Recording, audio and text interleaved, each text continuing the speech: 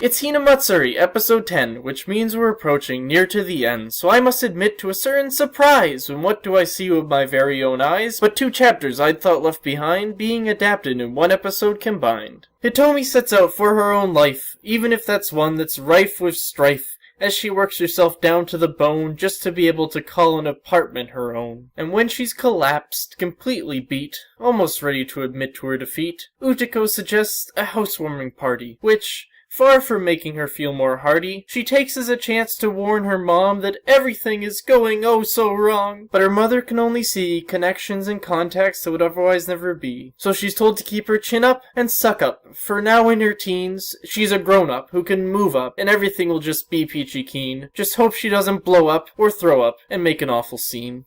This brings us to the end of part 1, and while I certainly did have fun, the pacing still blows, things just move too slow, and the episode is but half done. Turning to part 2, we meet back with Anzu, who's been working part-time, meaning for the first time she has more than a dime to do as she wants, so she decides to avaunt it in front of an unfazed Hitomi. Shopping for gifts, Anzu is miffed when she cannot afford a massager. Luckily then, she can bet yen while gambling for mother and father. And she rakes cash in when she predicts who will win, but very soon learns that gambling's a sin, for all her cash is gone in a flash and she's once again caught in a tailspin. But it's Hitomi who says, it's not about money, and soon her mood is much more sunny, as she prepares a gift from the heart which, although certainly not fine art, pleases her parents and leaves us with a nice tip.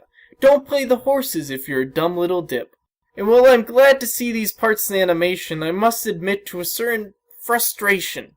For with 2 episodes left I can see no salvation from an ending that leaves much to the imagination. Unless there's an original ending, but that would require much plot bending. Maybe there'll be a season 2, but I doubt that'll be true. We'll be left with a show that's unending.